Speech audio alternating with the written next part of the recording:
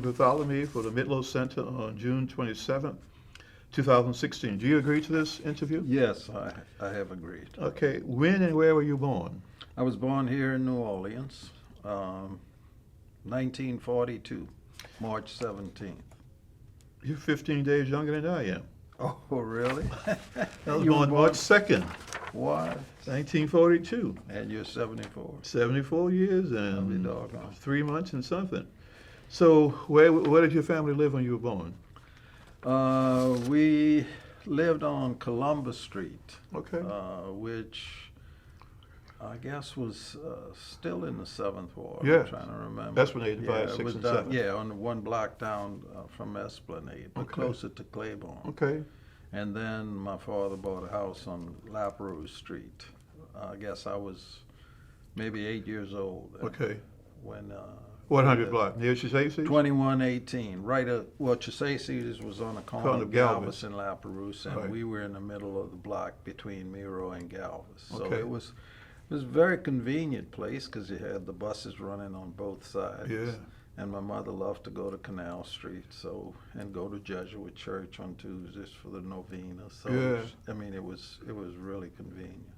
And where did you go to school? I went to Corpus Christi, which was 2 blocks away, and Oh, then yeah. St. Augustine High, which was maybe 10, 12 blocks away. Walked to school, Right. all through grammar school, high school. So it was, again, very convenient place to live. You play any organized sports? Yes, I played basketball at Corpus Christi, like JV stuff. Yeah.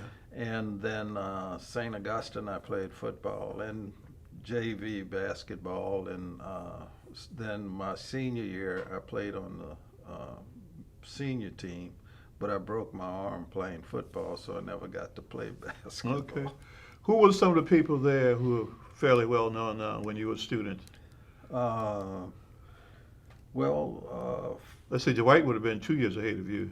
My wife was, no, my wife was behind me. No, I mean Dwight. Oh, Dwight McKenna. Yeah. Oh, at St. Aug? Yeah. Yeah, Dwight McKenna was there. Who else? My brother graduated from Cade St. was Augustine. was a year behind He you? was behind me, along with Hank Braden and Lambert Boisier. Yeah. All those guys graduated behind me. Crawford Spooner was a guy who graduated with me. I think he went to work for Procter Gamble. Yeah, he did. And I knew Morris Jeff and Waldo Jeff, though they didn't go to St. Aug. I think they went to Xavier Prep. Right. And Waldo went to Procter and Gamble. At that time, a lot of our students, both Xavier and Prep. and other schools in the city, went to Procter and Gamble. They had a very good affirmative action program. And that was They took before a it was lot of- really. Right, that was before. That Right. was 1960 or so, around in that era. So I don't know if you remember Alton Gasper. He was a couple of years behind you. He went to yeah, Minneapolis, in fact, stayed there. And he worked for 3M. yeah. Later invented, what did he invent? Something for the windshield. I forgot. I don't know. And there was another, the president of Monsanto, I think invented not Splenda, the other Okay, sugar yeah. sweetener. Okay, yeah. And he became president of that. So St. Augustine alumni really had significant positions all over the country. In fact, now the president of Carnival Cruise Line is from a graduate of Who? St. Aug. He must be a more recent graduate, huh? Yeah, not Okay. from way back when I was there. In fact, a lot of folk in my era wound up going to government because St. Aug always told us that we really needed to be involved in the community. And in fact, we worked in Revius Ortique's first campaign when he ran for state representative from our district. Right. And so many of the students went knock on doors, and I was one of those too. Well, who were some of the priests who were influential then? Father O'Rourke, Okay. he was the principal Right. at the time. Father McManus, McManus. who also became president of the Urban League, if you remember. Yeah. And Father Grant later became the principal. Right. Father Keenan was there, and Father Verrett, yeah, who had a big presence in the school because he was the only black priest. Josephite at the time, Right. in New Orleans anyway, you know. And he had a lot of influence over the school, and he was very active. And most of the priests were active. Yeah. They were active in the community, and several of them took the freedom rides when they had freedom rides. Yeah. And, so they were active all over. And St. Aug was one of the few schools where the NAACP could meet. You couldn't meet in public schools. Really, I didn't know that. Oh, I know. I went to Clark, Yeah. but I mean, I knew Father McManus very, Yeah, very well. yeah. Father Bones, I don't know if you remember Right. Father Bones. Yeah. And it was one of the few places where we could meet. He was Right. way ahead of his time. Oh yeah, they believed in being active, Yeah. and they didn't see the church as Actually, preventing they their were pushing the activity. church. Yeah, they were. Because I don't know if you remember Father Swift. He was pastor at Peter Claver for a long time. I didn't know him because I was in Corpus Christi Right. Parish, but But I he was remember the actively name. involved in the NAACP and Yeah. the Urban League. Yeah, yeah, Very, very supportive. yeah. They were very active in those days. So did any of those encourage you to study for the priesthood? Father Verrett really encouraged me Okay. to go, you know, and I was trying to make a decision what I was going to do next, and he said, "Well, look, why don't you see if you have a vocation?" Right. He said, "You can always leave if you don't have a vocation, you know." And so I decided to go to Newburgh, New York, which was the minor seminary. Newburgh, New York is not New Orleans. It's a different place. I've been there once. Well, that was my first time going up north, and it was, I guess, a cultural shock because, like, we could go into town on a Saturday afternoon, so we went into this little sandwich shop, and I asked for a hot sausage Right. sandwich, and I got a Italian sausage Okay. sandwich. There was no such thing as, you know, the Charisse hot sausage Right. that we have in New Orleans.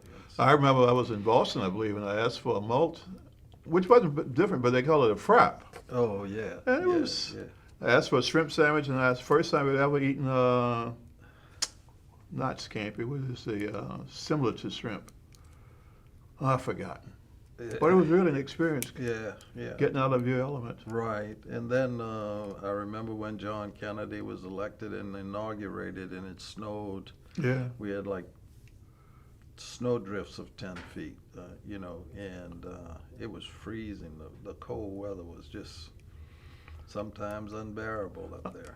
Well, that's the one thing I had to get used to, the weather. I didn't even know I had a Puerto Rican overcoat, somebody told me.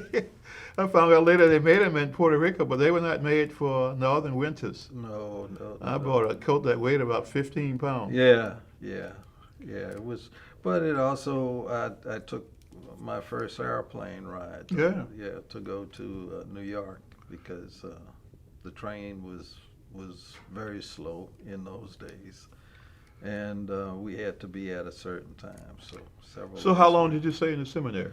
7 years. 7 years. I didn't Yeah. know it was that long. Yeah, I went to the minor seminary, then to the novitiate, which is just a year of prayer and work, Yeah. and then to the major seminary in Washington, D.C. And I found out after all that time that I didn't have a vocation, so I came back home. Were there any other black seminarians?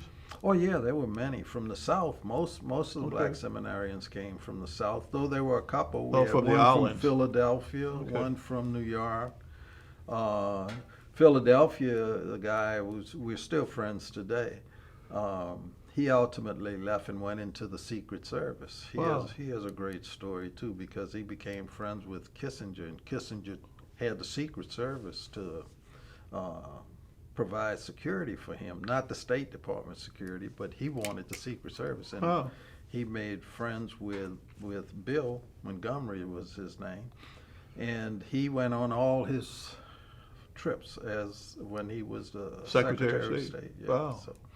But anyway, he was from there. There was another couple of other guys, but most of the black seminarians came from the South. Okay. Pascagoula had a lot. In fact, the present Superior General is from Pascagoula. And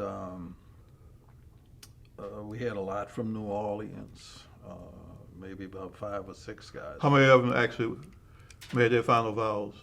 From New Orleans, younger guys, not the folks who went up there with me, everybody left from New Orleans. Okay. But later there were a couple of young guys who continued and were ordained. One out of Corpus Christi's parents, I forgot his name, but For the record would have been, well, he's a bishop now. He would have been behind you, huh? No, he was in front of me. Really? Yeah. Okay. Yeah. I was in the seminary with him. I knew Okay. him very well. And there were 2 guys, Joe Rodney and Sam Daisy, out of New Roads. Okay. Both were ordained. But Father Ricard got to be a bishop, as you know. Right. And there was another young man from Pascagoula, Carl Fisher, who became a bishop, and he was the assistant to the Archbishop of Los Angeles. And unfortunately, he died at a young age, you know. But we've had several bishops in the Josephites. Okay. When you came back, you went to Xavier. When I came back, I started working in the poverty program. Okay. I don't know if you remember that the poverty program had just started. 1964, 65. Yeah. And I came back in 67. Okay. And Clarence Jupiter was then Right, the director of, he was the deputy in charge of the CEP program, the Right. Concentrated Employment Program. And so he hired me as an assistant. And I worked there for about 3 years with TCA. But I remember you working with the Urban League. I worked with the Urban League in the it was called, it was the labor union LEAP program. Yeah. That was the beginning push for blacks to get into the unions, because most of the New Orleans was unique in that there were 2 unions and everything. There were Chink Henry, as Right. you know, was the ILA. He was on the black in the black union. He was president of the black ILAs, and then they had a white ILA, and then in the carpenters and the bricklayers and the plasterers, you know, all had 2 unions. But of course, as time went on, the black union members of the bricklayers and plasterers were stronger, Right. and they wound up lasting long, and guys like Earl Barthelemy and Clarence Smith, Yeah. and I forgot who was the bricklayer president, but Ron Nabon, for instance, his father was a bricklayer. Right. When I came back and started working for TCA, I was, you know, active in the community with them, and then the Urban League position, Hank Braden was the director of that, where we began recruiting and tutoring young black And the Welders men. program, I know that was one of their big programs. Yeah, the Welders, I think they work with Avondale on that Yeah. one. But these were to join the unions that we did, the LEAP program, like the plumbers, the electricians, though we had carpenters, but we didn't have those building trade skills. Right. And so you had to become apprentice, but you couldn't get into the apprenticeship program. So we tutored them to pass the test, and they got into the program, the apprenticeship program. You know, it was tough for them, but they hung in there, and several are now master journeymen, you know, Okay. and owners of plumbing companies. And So they've really, and electricians, we had several who were really, did very, very well. Did you have any relatives in any of those trades? No, no relatives. What kind of work did your father do? My father was an insurance salesman. He worked for Good Citizens, which, okay. At that time they had the People's Life Insurance, Good Citizens. Standard Life, right. And he had a beat just like everybody else, who worked there. But even before that, he did work in the gaming area for several years with Beansy. As you know, there again, there was the due situation because of segregation. Right. There was a black gaming area as well as the white gaming area. And the guy who was in charge of the black was Beansy Fourier. Yeah. And my father worked for him for a while. And then after they started cracking down on gambling, my father became under Kennan, Robert Kennan. Yeah, I didn't know Kennan, politics then. Kennan and Grevenberg, the state police. Well, they never got rid of it. Mm-hmm. They just pushed it from one area to another. Yeah, it became very active in Jefferson Parish, I think. Very active. Yeah, and I guess Shep Morrison, when he became mayor, he was a reform candidate. You mentioned segregation. What are some of the things that you experienced personally from racial segregation growing up? Well, there was a separation of schools. You had to ride in the back of the bus. The only beach amusements that we had were at Lincoln Beach. Right. And finally, they built a nice pool in Lincoln Beach. So other than that, we'd be swimming in the lake. Well, you had a pool at Horton, don't you remember? Yeah, but that was a little bitty thing. Hardin pool was very small, and it had one at Shakespeare. I think that's the only one. Shakespeare and Hardin. I went to Rosenwald. I think those were the only two right. And I went adult-sized pools. To the Dry Street. I used to go to the Dry Street Y. Okay. Because they had day camp programs in the summertime. I didn't know they had a pool that early, though. They didn't have a pool. Oh, I didn't think so. They didn't. We used to go to Shakespeare. Yeah. We used to walk, because Shakespeare was maybe about 4 or 5 blocks. Right. And we used to walk from Dryades to Shakespeare. And we used to go to Waveland for 2-week summer camps, in Waveland, Mississippi. I don't know who owned the land. It may have been an organization of churches that maybe had that property, because we used to go there every summer. Well, I knew some blacks had houses there. In Oh, Waveland. yeah. In Waveland, in that area. There was a little section along the beach that was kind of understood for blacks. Yeah. You didn't go beyond a certain area. Right. And, the counselors used to take those of us who were Catholic to the church over there. Yeah. We'd all pile up in a truck and go to the church and, of course, sit in the back of the church. But did you go to Boys State when you were at St. Louis? no, I never. You never went to Boys State? No. Okay. So what gave you your first interest in politics?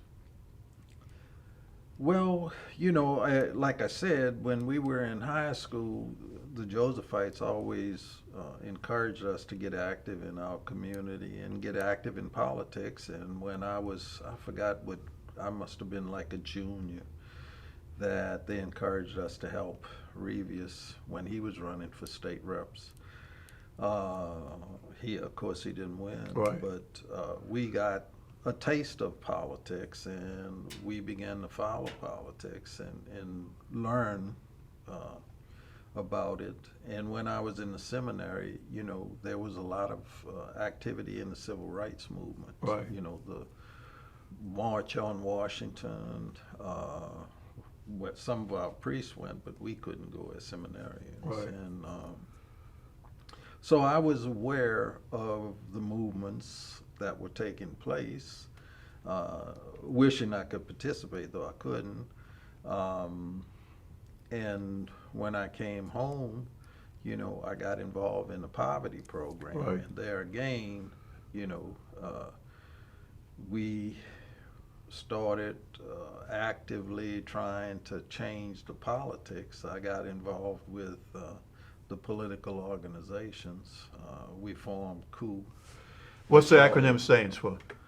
Community Organization for Urban Politics. Okay. A Southern Organization for Urban Leadership was SOUL, and BOLD was a black organization of leadership development, I think. Those are probably the three first ones. I mean, what? No, you had some. You had They OPPVL. had some before that, OPPVL, you had CCDA. CCIVL. IVL, Yeah. yes. Yeah, that was Chink Henry's Hendry's group. organization. Yeah, and OPPVL was Reverend Reverend Davis. A.L. Davis's Right. organization. And they were active, and we were the younger groups that started out, and we had some influence in the 7th Ward and the 6th Ward, and Soul was in the 9th Ward, and Bold was uptown. And Tips was in the 6th Ward. Right, and Tips was in the 6th Ward, right. So you were you the very first black state senator in the 20th century? Right, yeah, I was the first black to be elected in the Senate since Reconstruction. So who encouraged you to get involved, to run for it? Any particular person?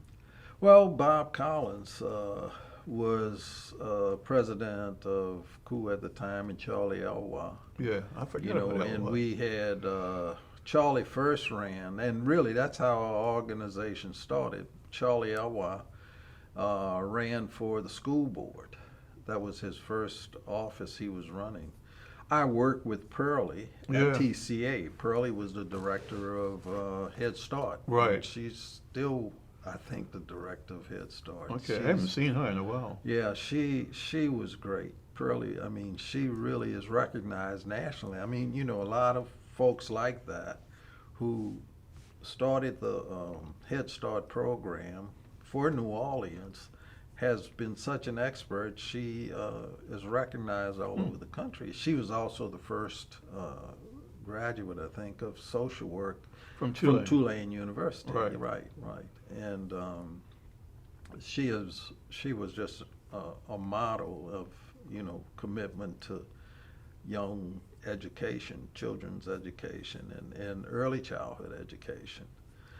Way back when, in those days, that not many people knew about it. So I knew her, and I met Charlie, and so when he ran for the school board, I got involved in his election, and we were knocking on doors and trying to get people to go out and vote. He lost that election, and then he decided to run for state representative. And I think that's after I believe that's when they created After the the redistricting. first district, yeah, Right. single member district. Right. And I worked in his campaign, and Benny Bag beat him, won that election, and he became a state rep. No, that was before the redistricting, because you had to run for the entire district. Right. There were no single member districts. Right. So you'd have like 3 at-large members to represent the 6th and 7th wards. And that's when a lot of blacks might be first in the first primary. Right, but they'd always lose in the runoff. Right. Yeah, and so after Ed Steimel was the appointed master after the lawsuits, NAACP, I'm sure. I helped to draw up. Right, draw that. Played a little role in it. Yeah, and we were successful. NAACP was successful in getting the single-member districts Right.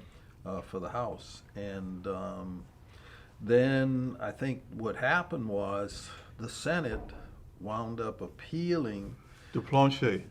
Right, they wound up maintaining the districts, and Adrian Duplanche resigned to become a judge, and that opened up his Senate seat, and that's the one that I won. I won Adrian Duplanche's seat at that time. And you became one of the founding members of the Black Caucus. Black Caucus of the Yeah, legislature? Yeah, Dorothy Taylor was up there, Johnny Jackson,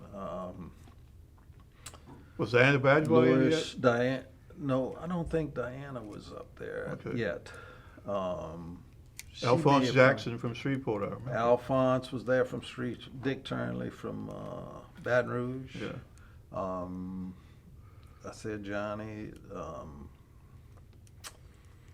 Reverend Alexander. Reverend Alexander was Reverend Alexander. I smile when I think about him because when they were passing the right to work bill, Yes.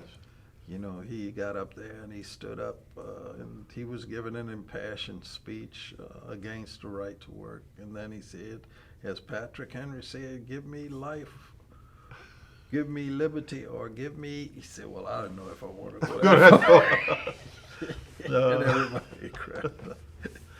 Yeah, I taught Reverend Reverend Alexander. He was one of my Really? students. Yeah. I didn't know that. Yeah. He's a nice man. He Nice, was. nice He was a man. very good Yeah, student. Yeah. And I mean, he was up in age when he was in the legislature. But as he explained, there were no schools at all for blacks in Napoleonville where he came from. Oh, okay. No schools, he Yeah. mentioned. So he came here as an adult and went to McDonald 35. Oh, really? So he got his high school diploma late in life. Wow. And after he graduated from SUNO, he came over here and he was working on a master's. And one of the things that really impressed me about it, I remember when I taught him one semester, he was in a legislative session. He would have somebody drive him here. I said, you don't have to come to class. He would have somebody to drive him to class. He wouldn't miss. No, he was dedicated. There's Yeah. no question about it. Because he used to go, and the other thing he used to do was when they started doing the march on Martin Luther King's birthday. Yes. He used to get out there every year in March, and until he couldn't march anymore. And when I was mayor, I remember he kind of stumbled, and so I put him in my car because they would always be in front of the parade. Right. And so that's how he continued the march. He would be in the car. But he was so dedicated. He didn't want to miss the march. I mean, No. he was an incredible man. He was really a great leader. So what was it like for you to be the only black in the state senate? Did you have any Well- problems when you first went in? Well, I had some, but not really many. Yeah. I mean, most of the folks from the New Orleans area were very helpful Yeah. and taught me the ropes. And there were some other legislators, Sonny Mouton from Yeah. Lafayette. Is he He was still very living? good. No, he died Died. in May, I think. Oh, okay, I didn't hear that. Yeah, he was a good friend. Okay. And he taught me an awful lot. He Okay. was really a smart legislator. And another guy from Monroe who was the governor. All these guys were the governor's floor leaders. Okay. Billy Brown from Monroe. And Edwin was the governor at the time. So it was a real education. And, basically the guys from northern Louisiana were the most strident racist, really. Yeah. But most of the legislators from down the southern part of the state were, I guess, as liberal as they could be at that time. Yeah. But Well, you say the same thing that Johnny Jackson said. He mentioned maybe for the first few months in his first term. He did mention a few people from Shreveport and Monroe who never really changed. But yeah. after a while, they just became legislators. Right. And like I said, I wound up being on a Natural Resources Committee and the Education Committee. And so I became friends with Sammy Nunez, and he asked me one time, man, can you help my fishermen, because of the gill net stuff that was going on. So I wound up voting for him, Right. with the fishermen out of that. And he always appreciated that. So I became another voice for, the folks in southern Louisiana who did fishing and the other industries down there. You remember 60 Rabin? Oh, I remember 60 Rabin very, very well, very well. He was a power to be reckoned with up Okay. there. In fact, he and Mike O'Keefe were both competing to be president of the Senate when Fitzmaurice agreed to let the Senate elect its own president because he was the lieutenant governor at the time. Right. According to the state constitution, he was the president, and the president pro tem of the Senate was elected by the Senate members. But they changed the Constitution. Remember, Edwin had a constitutional Right. convention. And they gave the authority to the Senate to elect their own president. And O'Keefe won. And O'Keefe won, right. What was your relationship with him? I had a good relationship with Mike. You know, he was truly interested in the city of New Orleans Right. and helping and serving his constituents. And, you know, all the legislators generally, for the most part, we all got along. We voted together, you know, and tried to do whatever we could to help each one from the New Orleans. So not only were you a member of the Black Caucus, you were a member of other caucus as well. Right? Well, yeah, the Orleans delegation. Okay. And, you know, so were the other members of the Black Caucus from New Orleans. We were, you know, always, the mayor would always have meetings on a regular basis talking about what's going to help the city or hurt the city, Right. as well as you dealt with their legislators. I mean, their assistants, legislative assistants for dealing with the legislature. What was your relationship with Mayor Landrieu Moon? I had a good relationship with him. He and I served in his administration That's as right. director of the city welfare. That's right. And He supported you when you ran for the Senate?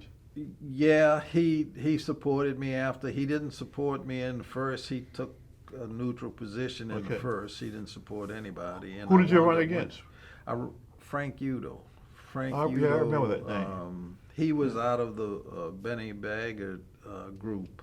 Okay. And he and I ran, and Frank was a good guy. I mean, I thought we ran a pretty positive campaign, you know, and I was able to win, and we became friends afterwards, you know.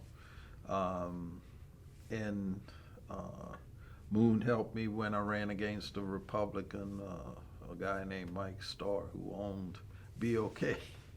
I didn't know that. Yeah, he ran for the Republican, and so I had a general election. I won the Democratic primary in the first primary, and then in the general election, the mayor supported me, Okay. and I was successful, and I had a good working relationship with Moon. We got along. You had a good relationship with Edwards? Edwards, yeah. I mean, Edward helped me. Okay. I'm sure he helped Benny. I mean, Frank, at the request of Benny, because Benny was a legislator, but he helped me also. Okay. And I had a good relationship with him. And with the other legislators, because I guess I saw my role as, you know, anything I could do to help the city, I'd do. And if it meant voting for some issues other legislators were concerned about in their district, I would vote with them, you know, if it didn't negatively impact New Orleans. So I made a lot of friends up there. And since I was the only black in the Senate, eventually they would come and ask my opinion on different budget bills. Right. You know, particularly we were able to get things. I helped UNO when Dr. Hitt was here. Right. You know, he would ask for help, and I know Kiefer was sort of the lead man for UNO, but I also helped out in some of the legislation, particularly to get the arena. The arena. Yeah. And so we worked pretty well as a unit, but what wound up happening was when they got the budget, the way the budget used to work in those days was the House would pass the budget, All right. and then it would come over to the Senate, and the Senate Finance Committee would then have the budget, and there was always a way that the administration would find about another $50 million to add on to the budget. So the money would be divided by what the governor wanted as well as the members on the Finance Committee. Were you on the Finance Committee?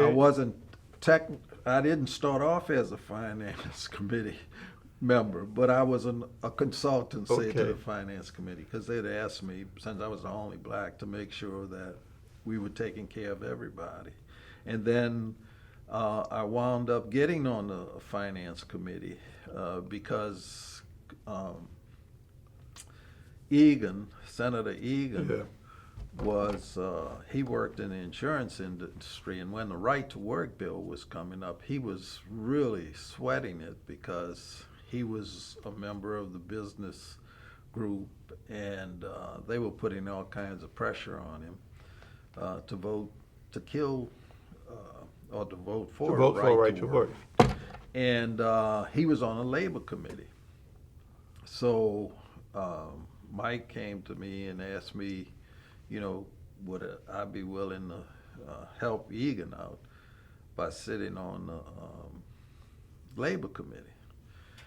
Because I didn't have any problems, I mean, I was supported by the teachers of New Orleans, Right. supported by AFL-CIO, so I was fine with voting for labor. And I said, okay, but I'd like to also get a seat on the finance committee. So they said, okay, if you take Egan off that hot seat, you'll get on the finance committee. And that's how I ultimately got on the finance And committee. that's when Rabin was chair? Six of Rabin?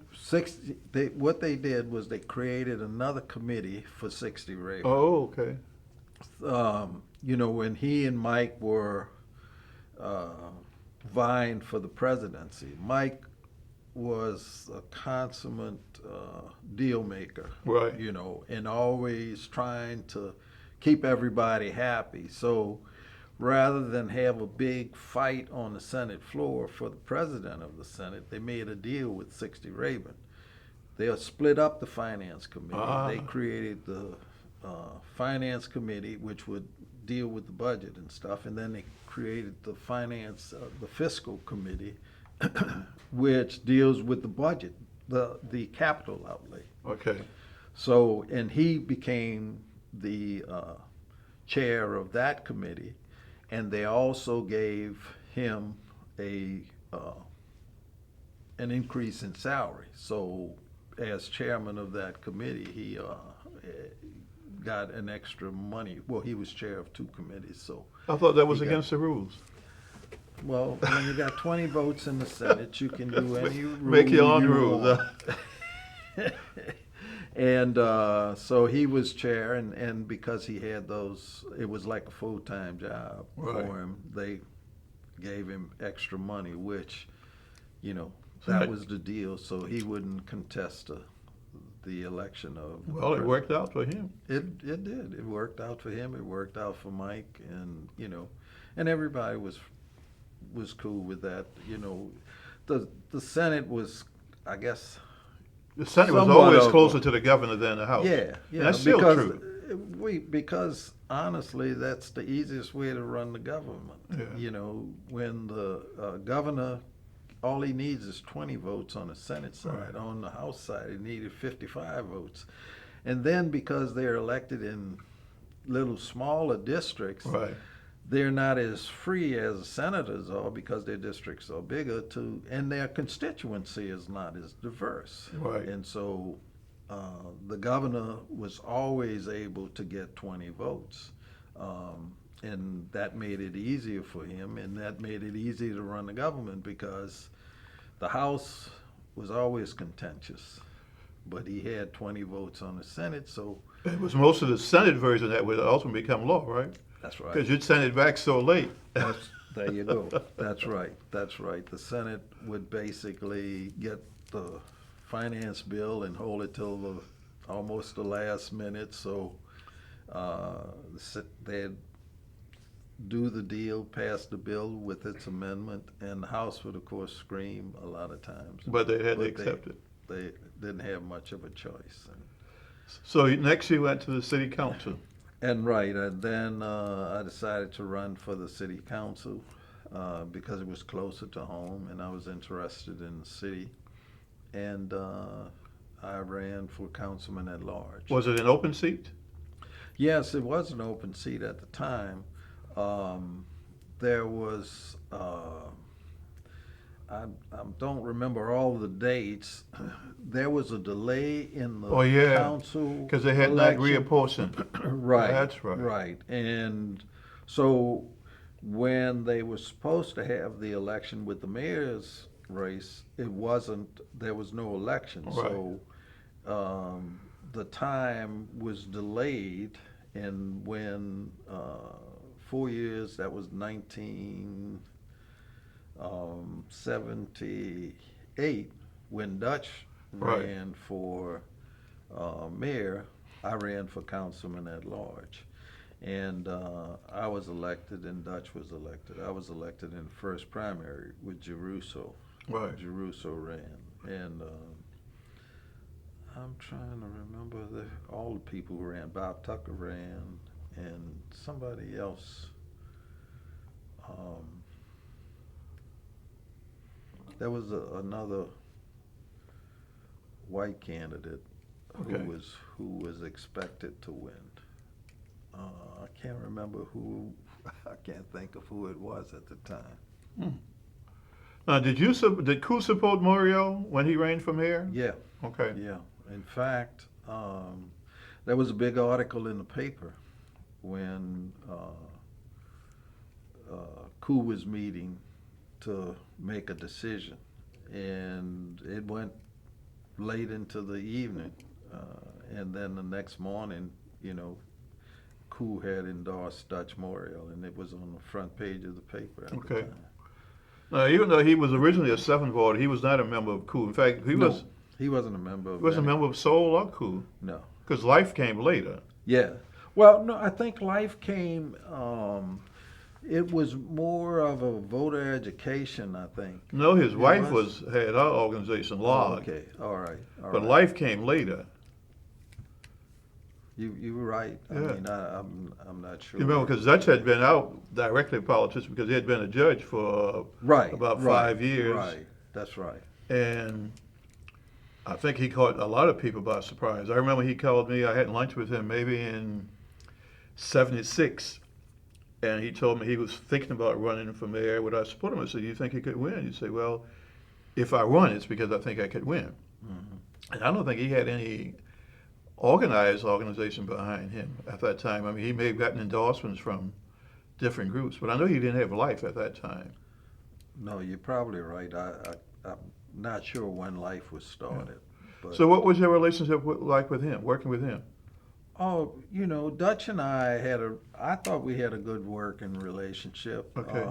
We didn't always agree on things, but Right. for the most part, I voted with most of his legislation, Okay. most of his desire. I mean, the biggest thing I guess we disagreed on was the changing of the charter, Right.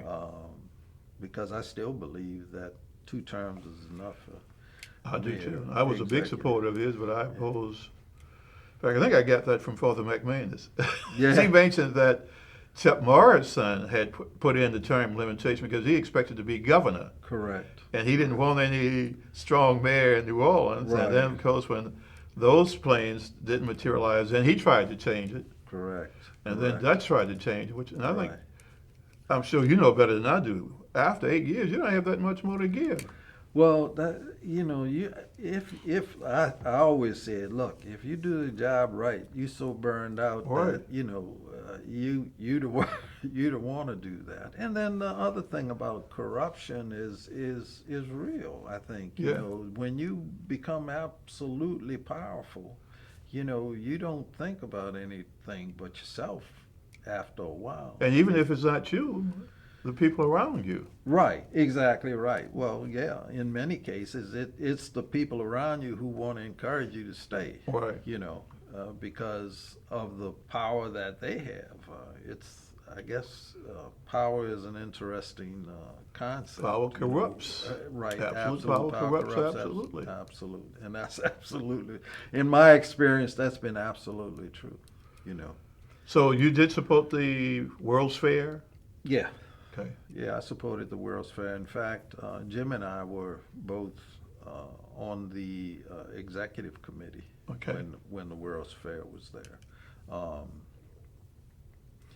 And I thought it was successful to a certain extent. It didn't make the kind of monies that they were talking about it would generate, but it was a great fair for the citizens of New Orleans anyway. Well, it was great if you went. I mean, Yeah. one thing you didn't have to worry was big crowds.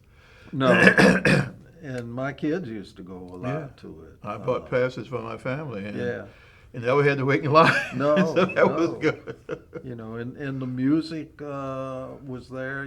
Folks like Aaron Neville Yeah. used to play there a lot, and Irma Thomas, and they had that music village, I guess. And My kids used to like the fireworks. yeah, fireworks were there every night. No, I thought it was pretty good. Well, it certainly helped to revitalize the riverfront area. Absolutely, and because of it, it started the foundation of residential living Oh, in the warehouse That's district. right. Because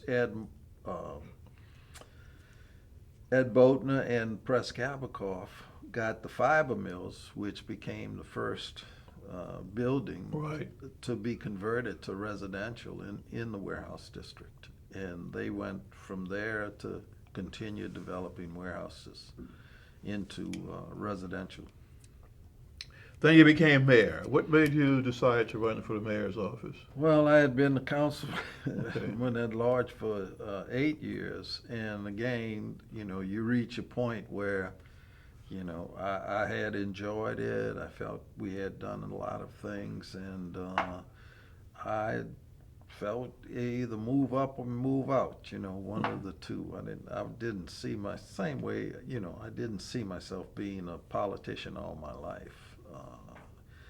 I wanted to do things to help the community and to be a part of making things better.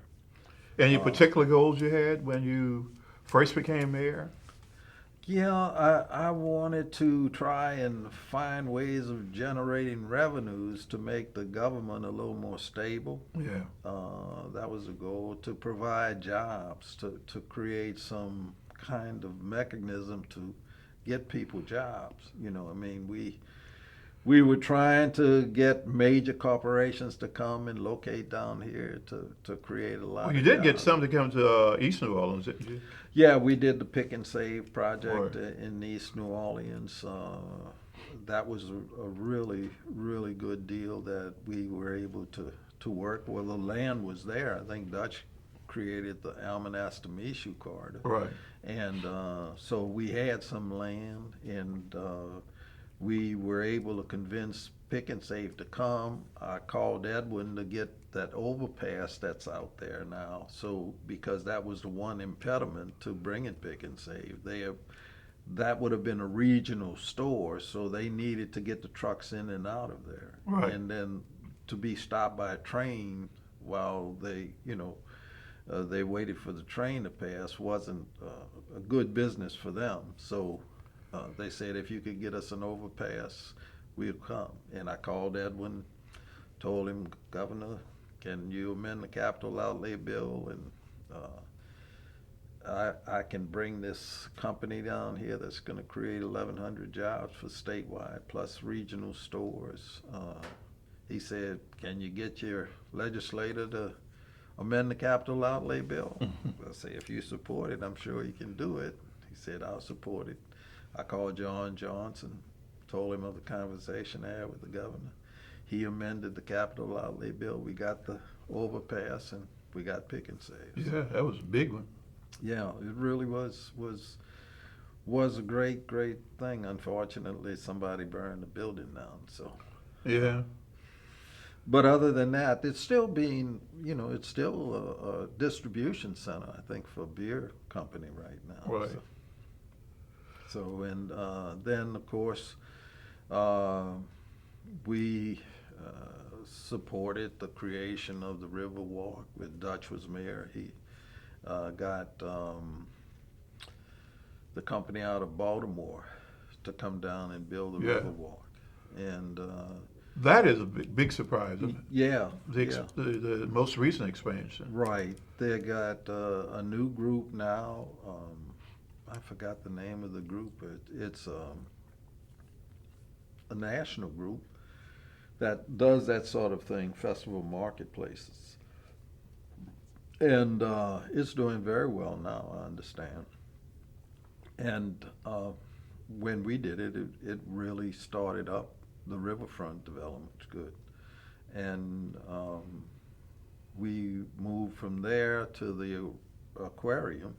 Right.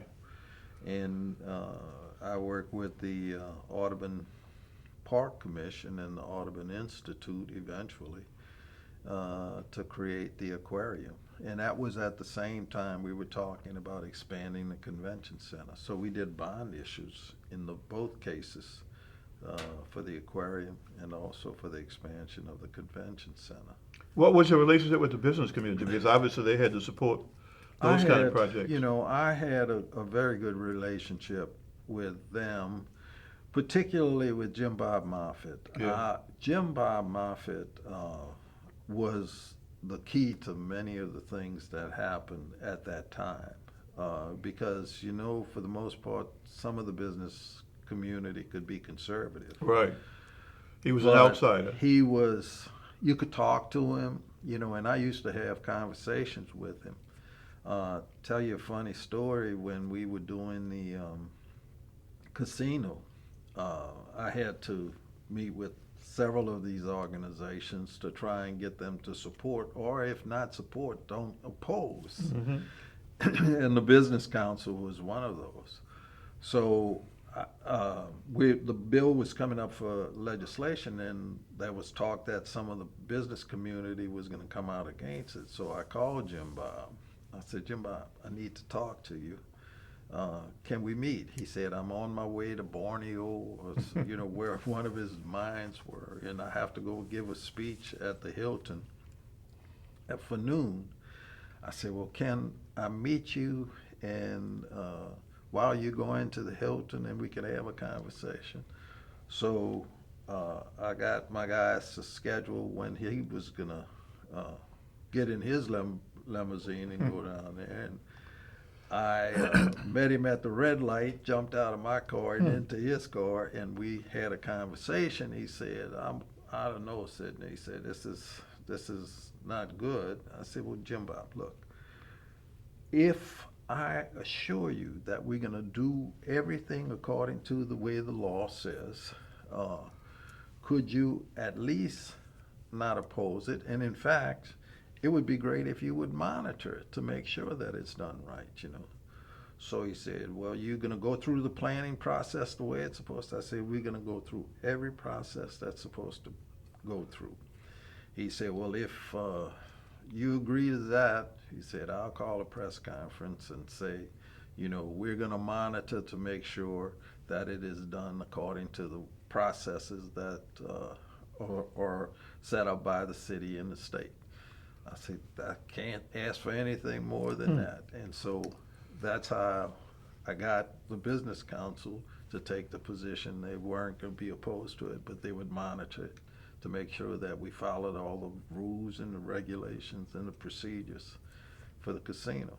You got it. And then we did it just Now, like. who was the governor? Edwards was. Edwards no, came Roma back. came in. Right. Roma was. I tried to work with Roma. Roma was very difficult to work with. So when he came up for re-election, I met with Edwin and talked to him about, you know, supporting one casino for the city, because that could help us generate some revenues, which we badly needed. And he said, well, if I get elected governor, I'll support it. Yeah. So that's how I got him to support it. And then we put the bill together, and we put in there for the city of New Orleans, we get 3% of the gross revenues from the casino. It goes directly to the city. Doesn't Right. have to go to the state or anything. So we made that deal, and it's been pumping money into the city of New Orleans ever since. So Roma was non-committal, or was he opposed? he was opposed. Okay. We had been meeting with, I had put together all the mayors in the city, in the state rather, to meet with him, and we wound up talking to him about, you know, working something out, because he had a budgetary problem. Oh, Lord. Tobacco tax was one of the things, and we said, look, we'll take a hit on tobacco tax, but we need some help. you know, in the cities. And so I was trying to convince him to do a lottery and then share the lottery with the cities. And he said he would consider it, but he never considered it. I mean, soon as we left the meeting, he'd be on radio saying, absolutely not, you know, I'm not going to consider the lottery. So he was staunch against any kind of gambling. But Edward was much more favorable, even though the legislature itself passed the lottery, Right. Despite Buddy Roma. Did you have any relationship at all with Governor Treen? Not really. I mean, we had a cordial relationship, you know, but most of the stuff that I did when I was mayor, in fact, I was running around the same time he was running for re-election. Dutch would have had the relationship with Treen at the time. But he was running for re-election, I think, and I was running for re-election as a councilman. Oh, that's right. He came in. He was in from 80 to 84. Yeah, and then Buddy Roma came in. Yeah. So for the first part of my term as mayor, Buddy Roma was the governor, and he was difficult to work with. Well, he had Not big just money me, problems. but that's part of the reason he was one term. He was difficult for the legislators. Yeah, well, they say he didn't have a word. No. I mean, he just thought that his word meant everything, but to him, whatever he wanted, it didn't matter what he told you. He was a Harvard man. He wasn't LSU. No, he wasn't. He wasn't. Like so many of them were. Yeah. What would you say would be your biggest accomplishment as mayor?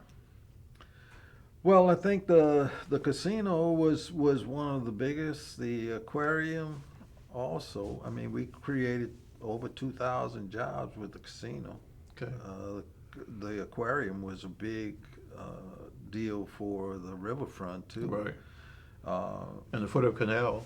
At the foot, yeah, right, in the foot of Canal Street, and then the basketball arena. I think those were three really significant projects, and there were others. You know, I got the D.H. Holmes property from Dillard's. Right. He gave it to the city for free. I had forgotten that. Yeah. I met with him when I was trying to get D.H. Holmes folks to let me talk to him, you know, but they wouldn't. So I called him directly, and he came over to my office. Nice man.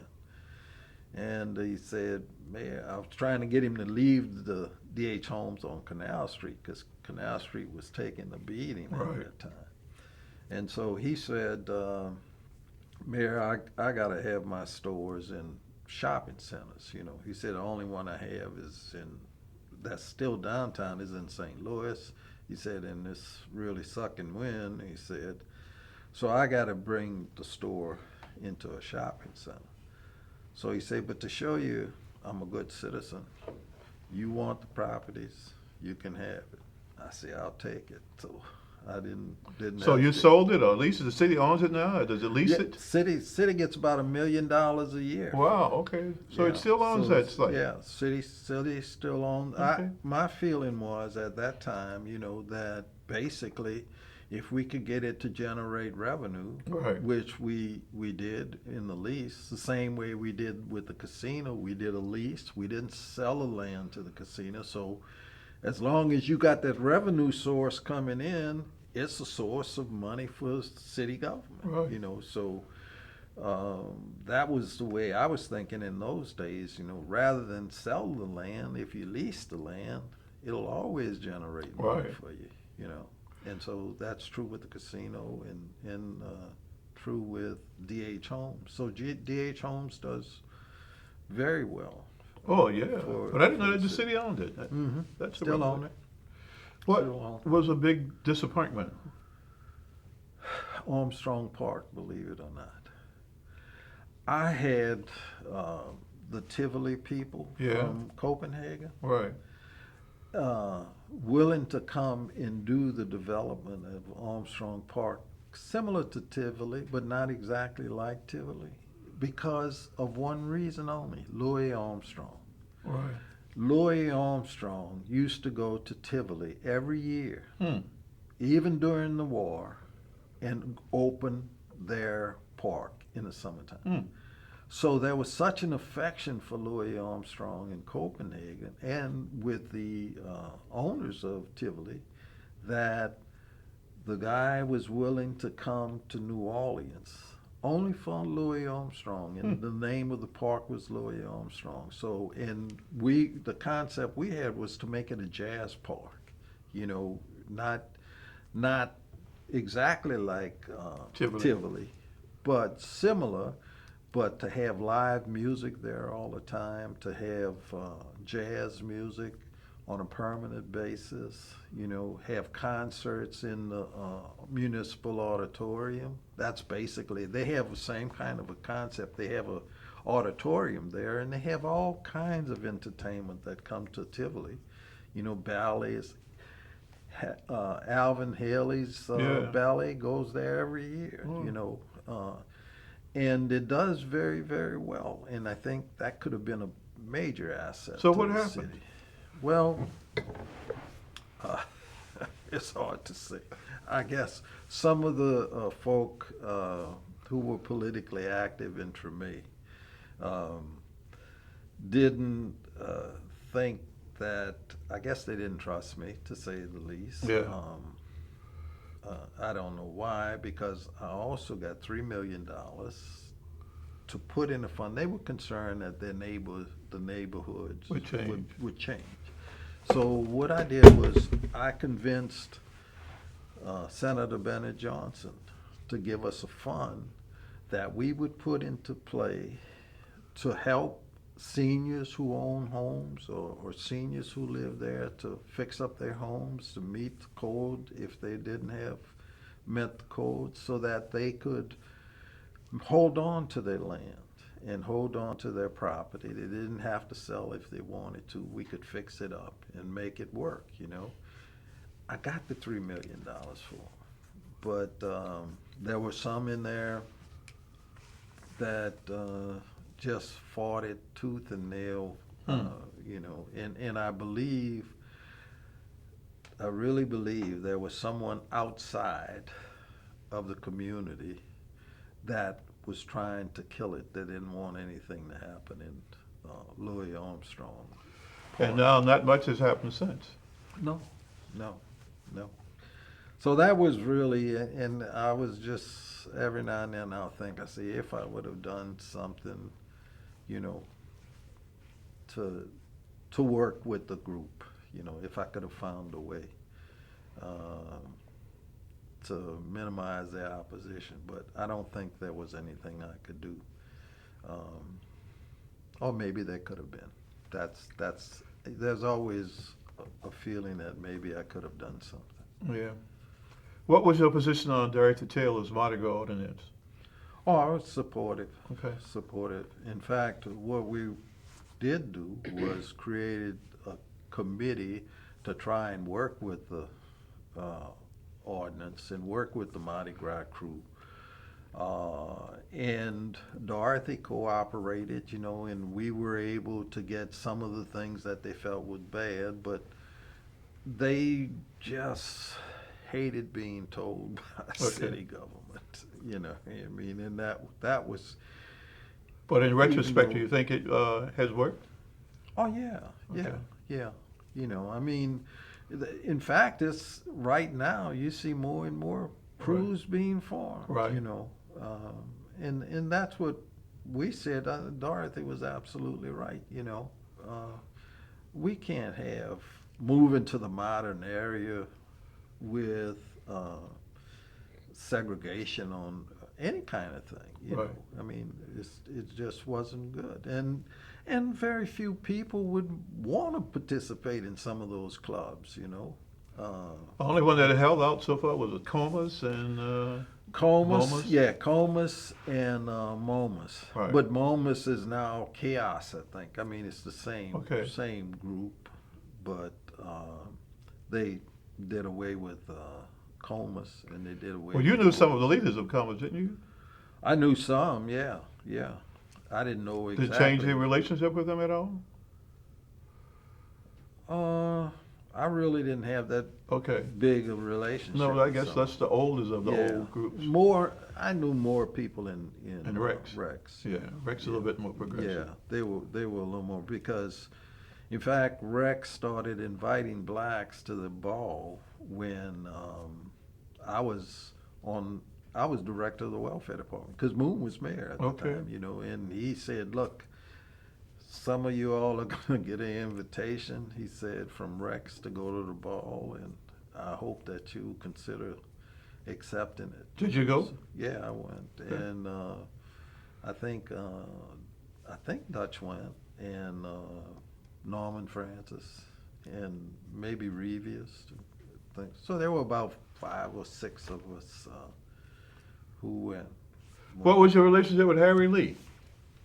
Harry Lee and I had a cordial relationship. In fact, when I was doing the casino, he was very supportive. Okay. And he would call me up and say, "Hang in there, Sidney, hang in there. Don't let him, change you. Don't let him push you out."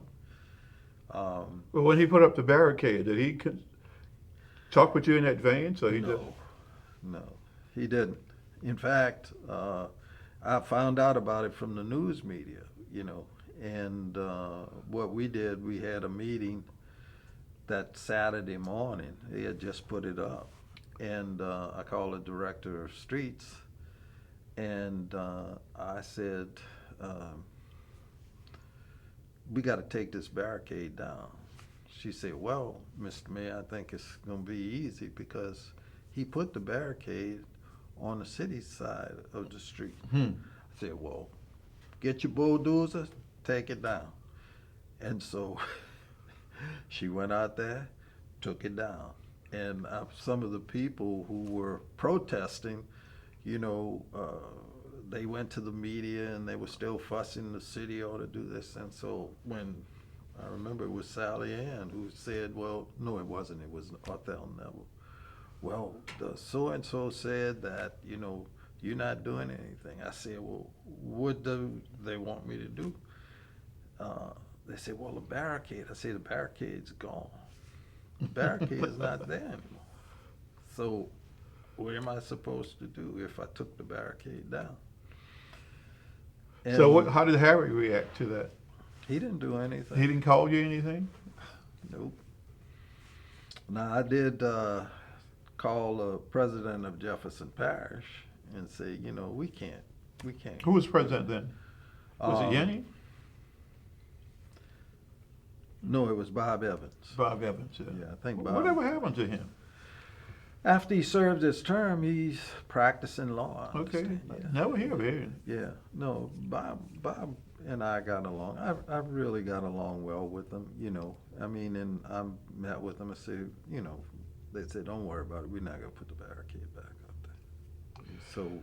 Did you have good relationship with the other neighboring Yeah. parish leaders? Yeah. Because we tried to work together. Slidell was Sam Caruso, who he and I went to school He was a together. seminarian too. Yeah, he was a seminarian, and we both went to Tulane School of Social Work together. And Plaquemine, well, I didn't have a relationship with Really? the Plaquemine. I thought it had changed by the time you were mayor. Okay. No, it was, in fact, I'm trying to remember. I think the Perez's still were in control. Well, I remember the majority of Plaquemine Parish voted against David Duke. Yeah. So I thought they had changed. That I was mayor when David Duke. Yeah, That was. got crushed. Yeah. I mean, the business community people would come and say, "You got to do something Right. about David Duke." I said, "We're gonna do what we got to do. Right. You got to get your folks to do right." And You they never did. tried to get any of your relatives involved? Well, your son-in-law is on the council, right? Yeah. But none of your children were interested in politics? No, they weren't that excited about running for office. Right. I don't think.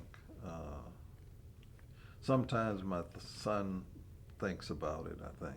Okay. But he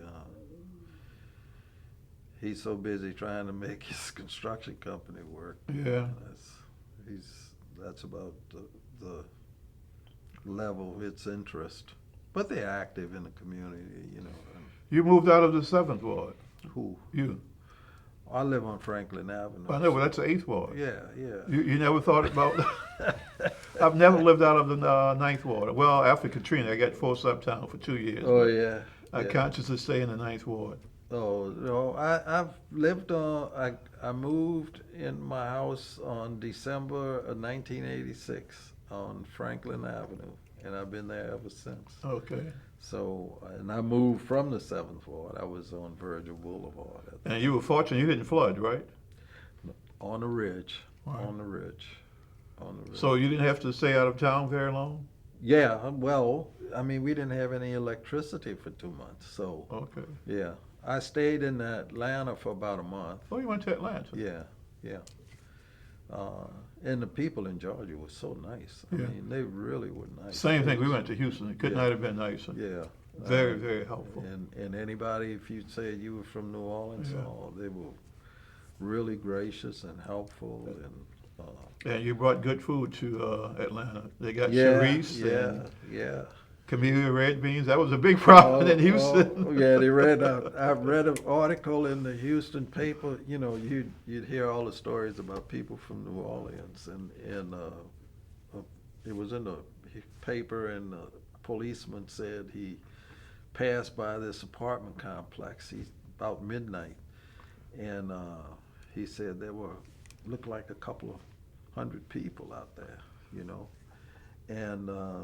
He said when he drove up there, he called back at the office. He said, maybe some trouble, I might need some backup. He said when he got there, he said there was these people milling around, talking, laughing, and cooking a pot of gumbo. Yeah. He said, in Houston, we never have this kind of thing. They started bringing in yeah, they were Patton's hot sauces, camellia beans, and Hubert's pies. Yeah. Well, this is home. Yeah.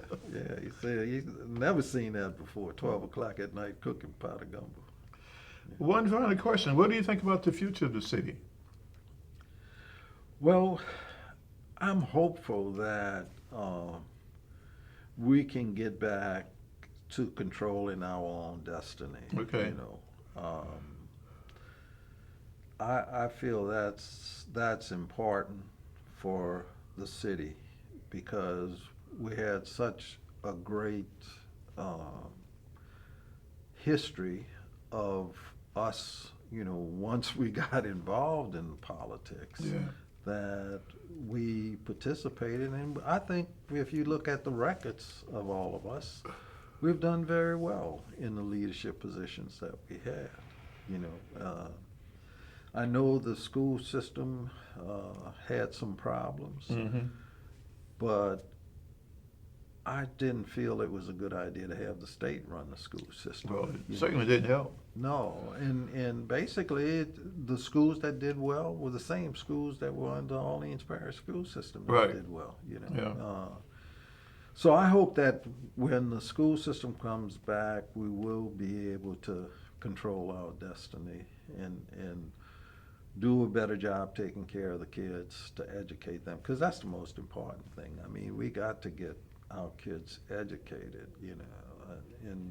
And the other thing I worry about, the crime on the street, is how much of that is caused by Katrina and those young people being traumatized and not getting any help. The state has taken away all mental health services from the city of New Orleans. I mean, where we really need it. Where, I mean, I know about my own granddaughter. She was really, really traumatized by this hurt. So many. You know, and there are so many kids out there. I mean, we don't think about it as adults, but imagine being a kid and seeing all of your whole life disrupted and changed dramatically, you know, and then nobody there available to assist you to deal with it. And that's, to me, was the biggest tragedy of Katrina. Well, I remember the last time I went to a meeting of the Clark Alumni Association. They mentioned they had 130-some homeless kids going to school. That there were kids who still were sleeping in cars. They allowed them to wash their uniforms a couple of times a week at Really? school. Wow. I couldn't believe that. 100 and some kids who were homeless. Yeah. People who had come back from Houston or Atlanta, wherever they were, without their parents and Well, we knew struggling. we knew of some that were living in apartments. Mhm. You know, group of kids. Yeah. You know, with no supervision. That's a formula for disaster. Yeah. You know, young kids, 15, 16 years old, living by themselves with no supervision.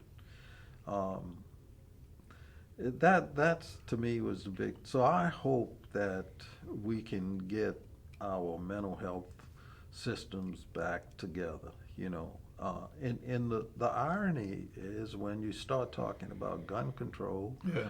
the Republicans always throw out, well, it's a mental health issue, but Jindal cut all of the mental health programs when he was governor. Yeah. You know, and particularly moved them out of the city of New Orleans. I mean, it's something's For gotta no be done reason for other that. than his own misguided presidential ambitions. Had no chance of winning anyway. No, I mean that's the irony of it all. He thought by doing the things he did would have helped him to get a platform on the national level, and it didn't do anything. I mean, people are going to vote for officials who show some concern about people. Yeah. I don't care whether anybody said. You know, even George Bush had his what they call it, concern for people, even though they were conservative. Yeah, but I mean, again, Bush 43 got more money for Katrina recovery than the Democrats could have gotten. Yeah. Not that the Democrats were not appointed, but, you know, I remember him coming here saying it's going to cost what it costs. Well, wait a minute, what's the amount? Well, whatever it costs. I mean, that's the best way to budget, but Right. he did get a lot more money than a lot of people thought would have been possible. That's true. That's true. And I think, you know, a lot of that also was the suggestion of Alphonse Jackson, who was the Secretary of HUD at the time. He set the CBDG money, made that available to the state, which is the easiest federal dollars that you could get, you know, with fewest restrictions. Yeah. So Well, enjoyed it. well, I enjoyed it too, Dr. Cashmere. Thank you very much Thank you. for inviting me. All right.